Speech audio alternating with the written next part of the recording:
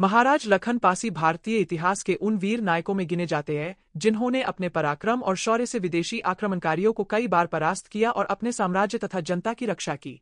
उनका नाम आज भी साहस, न्याय और जनकल्याण के प्रतीक के रूप में लिया जाता है। पासी समाज से आने वाले लखन पासी ने यह साबित किया कि कोई भी व्यक्ति अपने परिश्रम, दृढ़ निश्चय और वीरता के बल पर इतिहास में अमर हो सकता है। उनका जन्म 11वीं शताब्दी के आसपास हुआ माना जाता है। बचपन से ही उनमें असाधारण वीरता और नेतृत्व के गुण दिखाई देने लगे थे। शस्त्र विद्या, घुड़सवारी और युद्ध कौशल में वे निपुण थे। उनका स्वभाव न्यायप्रिय और प्रजाहितैषी था, इसी कारण बचपन से ही लोगों का विश्वास और सम्मान उन्हें मिलता रहा। युवा अवस्था में ही उन्होंने अपने पराक्रम के बल पर एक विशाल साम्राज्य की नींव डाली। उनकी राजधानी लखनपुर कही जाती है और यह भी माना जाता है कि आज के लखनऊ शहर का नाम उन्हीं के नाम पर पड़ा। कुछ इतिहासकार इसे लक्ष्मण से जोड़ते हैं, लेकिन पासी समाज और अनेक स्थानीय लोककथाओं में यह विश्वास है कि लखन पासी के नाम से ही लखनऊ का नामकरण हुआ। महाराज लखन पासी का शासनकाल जनता के लिए स्वर्णिम युग माना जाता है। वे केवल योद्धा ही नहीं बल्कि एक समाज सुधारक और धर्मनिष्ठ राजा थे। उन्होंने किसानों और श्रमिकों को विशेष महत्व दिया और उनके जीवन स्तर को सुधारने के लिए कई नीतियां लागू कीं। उस समय समाज में सामंती शोषण प्रचलित था, लेकिन लखन पासी ने न्याय की स्थापना कर सबको समान अधिकार दिलाने का कार्य किया।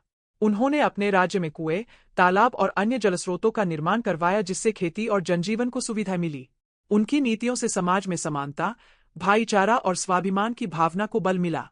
लखन पासी का जीवन मुख्य रूप से युद्धों और संघर्षों से भरा रहा। उस समय भारत पर विदेशी आक्रमणकारी लगातार हमला कर रहे थे।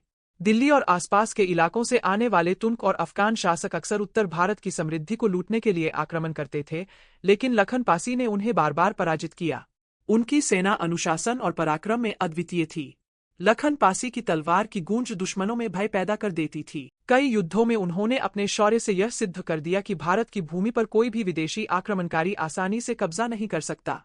उनकी वीरता की गाथाएं लोकगीतों और कहानियों में आज भी सुनाई देती है। लखन पासी धार्मिक दृष्टि से उदार और सभी संप्रदायों का सम्मान करने वाले राजा थे। उन्होंने मंदिरों का निर्माण करवाया और साथ ही लोक संस्कृति को भी बढ़ावा दिया। उनकी राजधानी कला, संस्कृति और वीरता का केंद्र रही। लोग उन्हें केवल एक शासक नहीं बल्कि संरक्षक और मार्गदर्शक के रूप में मानते थे। प्रजा उनके शासन में सुरक्षित और समृद्ध महसूस करती थी।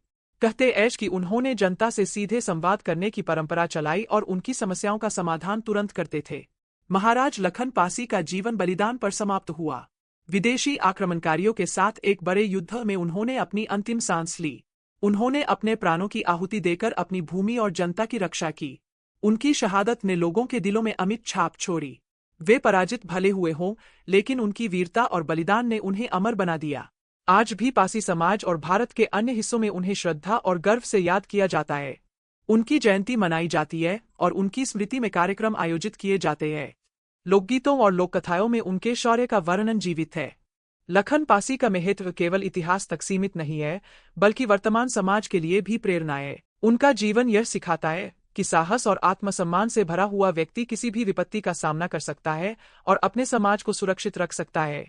वे यह संदेश देते हैं कि अन्याय और अत्याचार के खिलाफ लड़ना ही सच्चे योद्धा का धर्म है। आज जब समाज को एकता और संघर्ष की आवश्यकता है, तब लखन पासी की गाथाएं हमें प्रेरित करती है। निष्कर्षतः कहा जा सकता है कि महाराज लखन पासी केवल एक शासक या योद्धा नहीं बल्कि जननायक थे। उन्होंने अपने साहस, न्यायप्रियता और बलिदान से इतिहास में अमिट स्थान बनाया। उनका जीवन और उनकी गाथाएं आने वाली पीढ़ियों को सदैव प्रेरणा देती रहेंगी।